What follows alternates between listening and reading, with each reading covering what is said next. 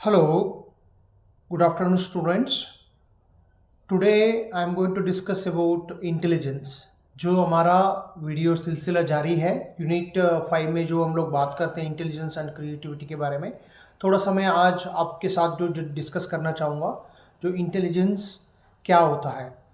देखिए, इंटेलिजेंस के बारे में हम लोग बात करते हैं, डेली लाइफ में हमारा बहुत बातें चलते हैं कि what do you mean intelligent. Intelligence के बारे में हम साइकोलॉजी में भी स्टडी करते हैं और हमारा फेमस कॉन्सेप्ट है जो आईक्यू के बारे में हम बात करते हैं, जो इंटेलिजेंट क्वोशेंट बोलते हैं। अब देखिए, अभी क्या होता है, जो हमारा इंटेलिजेंट क्वोशेंट जिसको हम बोलते हैं वो पूरा रूप में वो इंटेलिजेंस होता नहीं है, क्योंकि जो हम लोग मेजरमेंट करना चाहते हैं, जो आईक्यू के थ्रू हम मेजरमेंट करते हैं कि किसी एक सरफेस स्टडी के ऊपर करते हैं, जैसे कि एकेडमिक्स के ज़रिए हम लोग इस चीज़ को एनालिस करने के लिए कोशिश करते हैं। कोई किसी की स्कूल में बच्चों को जो परफॉर्मेंस होते हैं, कोई सब्जेक्ट का परफॉर्मेंस होता है, जो हमारा जो टूल्स जैसे बना होता है इंटेलिजेंस को मेजरमेंट करने के लिए, वो सिर्फ एकेडमिक एक्टिविटीज से लेना होता है, जो बेसिक प्रिंसिपल्स के बारे में बताता है। जैसे कोई नंबर, न्यूमेरिकल एबिलिटी हो गया और कॉम्प्रिहेंशन एबिलिटी हो गया, ये सारे चीज़ें चलिए हम लोग मानते हैं ये बेसिक एबिलिटी है इंटेलिजेंस के लिए। लेकिन इसकी जो बच्चा है, इसको जो परफॉर्मेंस करेगा वो अलग अलग होगा। जो भी एक स्कूल में अगर 40 बच्चा है तो 40 बच्चे का जो परफॉर्मेंस करने का तरीका अलग अलग होता है। तो अब हम इसको रिपोर्ट को, आईक्यू को, रिपोर्ट को हम जनरलाइज नहीं कर सकते। तो तब हम क्या कह सकते हैं कि मतलब इंटेलिजेंस होता क्या इन द, थोड़ा सा हम ब्रॉडर वे में समझने के लिए कोशिश करें।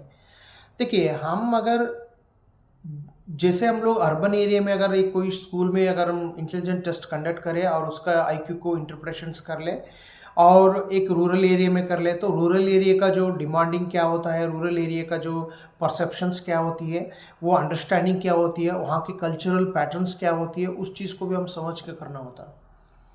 और अगर हम बात करें ट्राइबल एरियाज, जैसे ट्राइबल एरिया में लोग रहते हैं, क्या ट्राइबल एरिया में अगर हम बात करें तो उसको इंटेलिजेंट मेजर करने के लिए चाहे क्या हमारा अर्बन आईक्यू जो बना हुआ होता है वो मैच होता है? तो कभी मैच नहीं हो पाएगा, क्योंकि द रीज़न इज़ दैट उनका जियोग्राफिकल कंडीशंस एंड इकोसिस्टम होते हैं, उनका जो कल्चरल एस्पेक्ट होता है, क्योंकि ट्राइबल एरिया भी अपना कल्चरल पैटर्न्स होते हैं, उनका स्किल्स भी अलग होते हैं। तो हम जनरलाइज करके बोलते हैं, आज की डेट में हम साइकोलॉजी आईक्यू का जो टेस्ट करते हैं वो बहुत जनरलाइज करके करते हैं, जो बिल्कुल गलत बात है। तो आईक्यू हम एक सरफेस लेवल को ले सकते हैं, क्योंकि हम पूरा पर्सनालिटी या डेप्थ मेजर नहीं कर रहे हैं वहाँ पे। अगर हम ऐसे थोड़ा कॉम्प्रहेंसिव करना है तो उसका कल्चरल का एस्पेक्ट को भी समझना होता है। अब देखिए, ट्राइबल कम्युनिटी है, अग्रेरियन कम्युनिटी है। हम लोग साइकोलॉजी में दो कैटेगरी डिसाइड किया है। जैसे कि अग्रेरियन कम्युनिटी की अगर हम बात करें, जो अग्रेरियन कम्युनिटी में कुछ स्पेसिफाइड कल्चर स्पेसिफिक इंटेलिजेंस होती है जो अर्बन एरिया के बच्चा नहीं कर पाते। तो अर्बन एरिया में कुछ हो सकता है, कुछ इंटेलिजेंस का जो आईक्यू, जो रिलेटेड स्किल्स होते हैं, जो आईक्यू के जो कंपोनेंट होते हैं, वो चीज़ रूरल एरिया या कुछ और बच्चा नहीं कर पाते। तो इसका स्टैंडर्ड क्या हो सकता है? इसका मतलब ये हुआ कि थिंकिंग पैटर्न्स भी होते हैं। जो बच्चा अगर स्कूल में आईक्यू में अच्छा परफॉर्मेंस नहीं कर रहे हैं तो वो आईक्यू टेस्ट में नहीं कर रहे, इसका मतलब ये नहीं कि वो इंटेलिजेंट नहीं है, ये लेबलिंग हो जाएगा। क्योंकि अगर why some students are not performing IQ test, हो सकता है वो स्लो लर्नर करके भी हम बोलते हैं, लेकिन ये भी गलत है। स्लो लर्नर का मतलब ये होता है कि आपने स्कूल में जो बच्चा मैथमेटिक्स वगैरह ठीक नहीं किया या कुछ और बच्चे के साथ नहीं किया, तो उसको हम स्लो लर्नर बोलना भी गलत है, वो भी एक लेबलिंग हो जाएगा।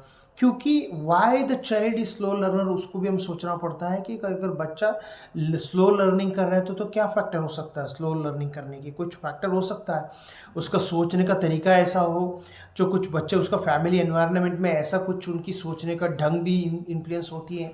तो कुछ बच्चे जल्दी कर लेते हैं कोई कोई चीज़ को, तो जल्दी मतलब कोई मैथमेटिक्स का स्कोर हो गया, काउंटिंग हो गया, कुछ न्यूमेरिकल एबिलिटी हो गया, जो भी कंपोनेंट्स होता है वो स्कूल में रिपोर्ट करने से वो पूरा पर्सनैलिटी का पता नहीं लगता।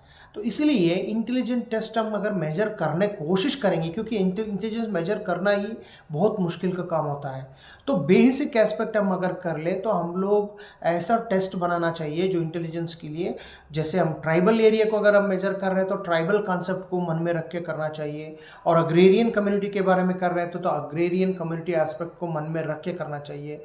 और रूरल एरिया है या इंटरमीडिएट टाउन है, उसमें फैक्टर्स क्या होती है, जो साइको सोशल फैक्टर्स होते हैं, उस चीज़ को ध्यान में रखते हुए हम लोग टेस्ट बनाना चाहिए। And also stop labelling. मैंने बहुत लोगों को ऐसे देखा है जो क्लिनिकल साइकोलॉजिस्ट होते हैं, कुछ लोग, मतलब मैं सारे नहीं बोल रहा हूँ, जो कुछ साइकोलॉजिस्ट होते हैं, साइकियाट्रिस्ट होते हैं, जो वहाँ पे सिंपली दे हैव मेड कोई भी एक वेस्टर्न कंट्री का जो टेस्ट लेते हैं, वहाँ पे उस बेस में हम लोग मेजरमेंट करके इंटरप्रेशन करने के लिए कोशिश करते हैं, लेकिन ये सारा गलत है।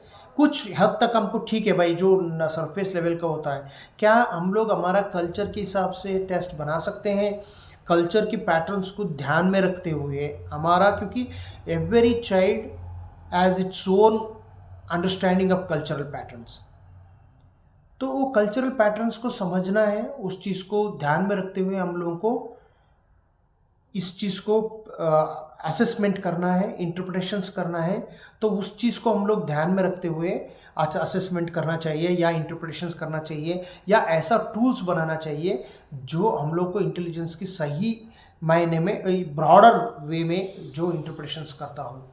तो ये सबसे इम्पॉर्टेंट बात है जो मैं आपके साथ शेयर करना चाहता था, कि जो इंटेलिजेंस जो टेस्ट होती है वो एक कोई वेस्टर्न कंटेक्स्ट से बना हुआ नहीं होता है, या कुछ सिर्फ न्यूमेरिकल एबिलिटी या कैलकुलेशंस करना या कॉम्प्रिहेंशंस करने का जो मेजरमेंट करते हैं वो चीज़ नहीं होता। वो थोड़ा हो सकता है उसमें जो कुछ आइडिया मिल सके, लेकिन वो पूरा नहीं है, वो पूरा नहीं होता है ऐसा करके मेजरमेंट करने का।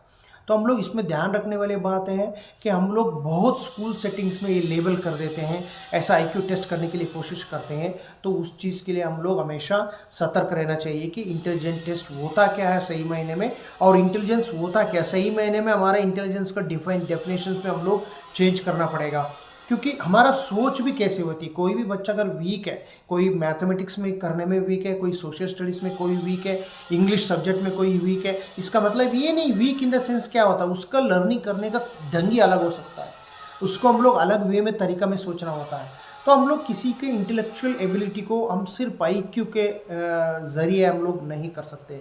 तो जो भी हम लोग इंटेलिजेंट थियोरी है, तो उसकी चीज़ की हम अगर बात करें तो उस चीज़ को हम ध्यान में रखना चाहिए कि भाई वेस्टर्न कंटेक्स्ट की जो इंटेलिजेंस है वो बिल्कुल हमको मैच ही नहीं हो रहा है। यहाँ पे थोड़ा बहुत सरफेस लेवल में थोड़ा सा समझ में आ जाता है। अभी भी हम इंडिया में इंटेलिजेंट टेस्ट को आर्मी में हो या कुछ कोई एप्टीट्यूड टेस्ट में भी अभी we are relying on the western context, जो भी वेस्टर्न वे में बना हुआ था उसी इंटेलिजेंस में हम लोग अभी किया है। धीरे धीरे अभी जो हमारा टेस्ट तैयार हो रहा है इंडियन अडेप्टेशन का, तो why we are not able to make an intelligent test which is relevant to Indian context, which is relevant to Indian people and also specific age group, उसके लिए थोड़ा सा कॉम्प्रिहेंसिव डिस्कस होना चाहिए, और उसके हिसाब से टेस्ट को हम लोग अगर मेजरमेंट करने के लिए कोशिश करें तो ये बहुत ही अच्छा रहेगा कैरियर पर्सपेक्टिव में, और प्रोफेशनल्स जो भी साइकोलॉजिस्ट प्रोफेशनल वे में काम करते हैं तो उनके लिए भी बहुत ये अच्छा होगा।